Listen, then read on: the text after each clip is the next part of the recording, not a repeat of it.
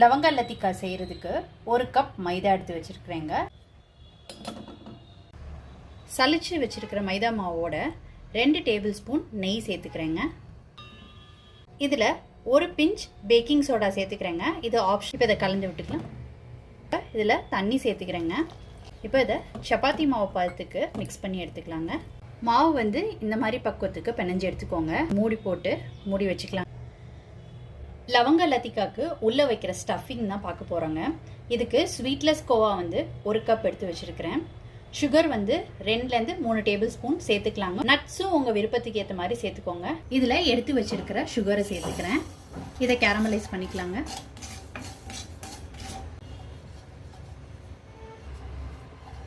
எடுத்து வச்சிருக்கிற கோவாவை சேர்த்துக்கிறேன். இது நல்லா கலந்து விட்டுக்கலாம். நல்லா ஒன்று சேர்ந்து வந்துச்சுங்க.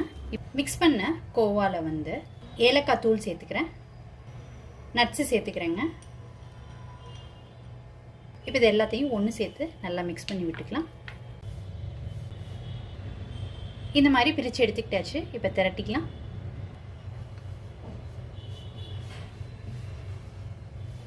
இந்த மாதிரி தின்னா திரட்டிக்கோங்க. மிக்ஸ் பண்ணி வச்சுருக்கிற ஸ்டஃபிங்கில் கொஞ்சமாக எடுத்துக்கிட்டு இருக்கேங்க. இதை இது உள்ளே வச்சுக்கலாம். இப்போ இந்த சைட்லேருந்தும் ஃபோல்ட் பண்ணிக்கலாங்க. இந்த மாதிரி 2 பக்கமும் ஃபோல்ட் பண்ணிக்கிட்ட பிறகு இதை நல்லா சீல் பண்ணிக்கோங்க. இப்போ இதை எடுத்து பேக் சைட் டர்ன் பண்ணி இந்த மாதிரி ப்ளேஸ் பண்ணி இதையும் நல்லா சீல் பண்ணிக்கோங்க. இந்த மாதிரி நல்லா சீல் பண்ணதுக்கப்புறம் ஒரு கிராம்பு எடுத்து இதை லாக் பண்ண மாதிரி இப்படி குத்தி வச்சுருங்க. இப்போ ஒரு சாஸ் பேனில் 1 கப் சுகர் சேர்த்துக்கிறேங்க. 1/2 கப் தண்ணி சேர்த்துக்கிறேன். சுகர் நல்லா கரைஞ்சதுக்கப்புறம் ஒரு கொதி வந்ததுக்கப்புறம் சுவிட்ச் ஆஃப் பண்ணிக்கலாங்க. இந்த ஸ்டேஜில் ஏலக்காய் தூள் சேர்த்துக்கிறேன். இப்போ இதில் லெமன் ஜூஸ் சேர்த்துக்கிறேங்க. ஒரு 4-5 ட்ராப்பு. இப்போ இதில் இதை சேர்த்துக்கலாம். நல்லா இந்த மாதிரி ஃப்ரை பண்ணியாச்சுங்க. இப்போ எடுத்துடலாம்.